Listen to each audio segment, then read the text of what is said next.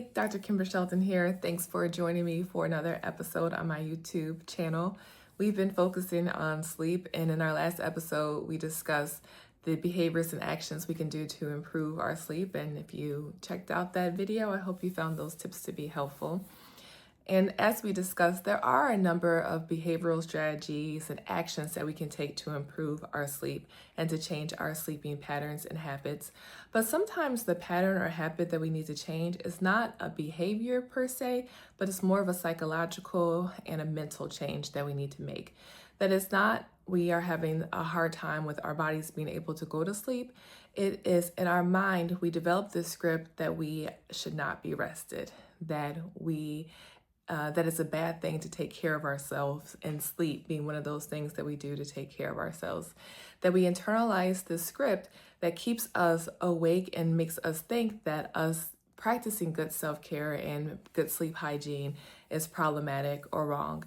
And that can come from many different places, how we get this idea or these narratives that we are not worthy or deserving of sleep, that we are not entitled to good rest. And we look at our world, we look at what's going on around us. Still, that hustle culture is very much present of go, go, go, do.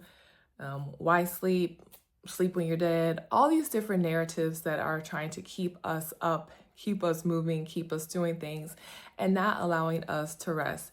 And the hustle culture in some ways can be very beneficial to us. That I recently read a short clip of a woman who had a full-time job, but she would wake up at 4 o'clock in the morning every day to work on her dream idea, and then she would go to work after that, which to her benefit, she was able to evolve that into a multi-million-dollar business. But there's a lot of dedication, and there's going to be some detriments associated with waking up at 4 a.m., working a full shift at your dream position, creating that, and then having to actually go in and to do your job. Our body needs that rest.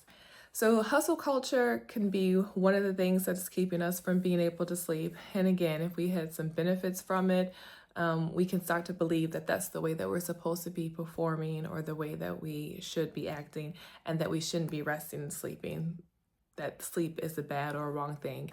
We could also get these external messages that encourage us to be doing, encourage us to not be rested, encourage us to push our body to those limits. And these messages can come explicitly. These messages can be implied. They can be implicit. Maybe longer than that. A year or so ago, my husband and I were in couples counseling, and we were talking about the work, family, life balance distribution that we had, which that balance was not balanced at all, and discussing how my husband could step up more as a partner and take on responsibilities so that I could pull back from some of the responsibilities that I was taking on, that were being put on me, that were self-imposed, and to cut back on how much I was even working. And we talked about, well, when you're not working, then what are the things that you'll be doing? And I was shared, I can work on this project, I can do these things around the home, I'll be able to do these things with our children, and I will get me some naps in, I'm gonna be more rested. And my husband's like, naps? Sleeping? No, you can do all those other things, but it's going to be a problem if I come home and you're taking a nap. Which, again, there's a very clear message there that me resting or taking a nap was seen as something that was wrong or bad that I shouldn't do. And that was the message that was being put on me, which I'm sure that parts of me had internalized that. But that's a whole story for a separate video that I'll do in the future. But we do get these messages that we shouldn't be resting. We shouldn't be taking care of ourselves in that way. We should be doing something else. It's wrong for us to be napping, resting, sleeping in those ways. And then some of us have also internalized that idea that our purpose is connected to our productivity. That if we're not doing something, then we may not be worthy. If we are not being busy, then there's something wrong. for myself, when I find that I don't have anything to do, sometimes I feel anxious about that. Like, I don't have anything that I'm supposed to be doing right now. That doesn't feel right. That can bring me anxiety.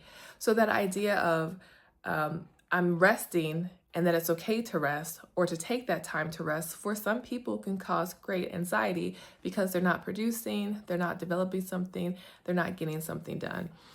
So in the last couple of episodes have been talking about the detriments of us not being able to sleep. And if we are holding these scripts and these narratives that we shouldn't be sleeping or that sleep is wrong, and again, a lot of this can be living in our brains unconsciously that we're not even aware of it. If these scripts are playing out, it's going to interrupt our sleep.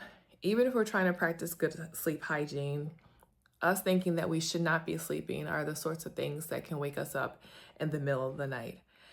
And when we think about the hustle culture and getting up at 4 a.m. or just work, that mentality, the benefits of sleep is that sleep gives us clarity. Sleep gives us a direction. Sleep removes confusion that we're having. And when we're not sleeping, we don't have the focus, we don't have the memory, we don't have the attention span that we want. So instead of this hustle culture, us actually being rested can give us the clarity and the direction that we are desiring. These messages that we get that we shouldn't be resting, we shouldn't be sleeping, that we don't need those things, that there's something wrong with that. For myself, I know that when I am well rested, I am a much better partner. I am much more patient. I'm a better mother. I am a more attentive friend. I am a more flexible daughter. So actually me sleeping and being rested is going to bring all those things that the people outside of my life want, allow me to meet their needs in a way that is actually going to be more satisfying for both of us. And that idea that our purpose is in our productivity, that we know that this idea of constant working or that we have to accomplish something all the time is dangerous, that always having to be productive is going to actually shut our bodies down. Our body is not going to always be able to produce and perform. That's going to shut us down, whether we're having a mental health issue, whether our immune system is compromised and broken down. We're not going to be able to be as productive as we want to be. So we need to be able to move away from these scripts, move away from these narratives that are encouraging us to continue these bad habits of staying awake, not really giving ourselves the space and the grace to be rested and to sleep, to give ourselves the permission to sleep, the permission to be rested. So I encourage you to focus on those things and work on those things in the upcoming days and weeks.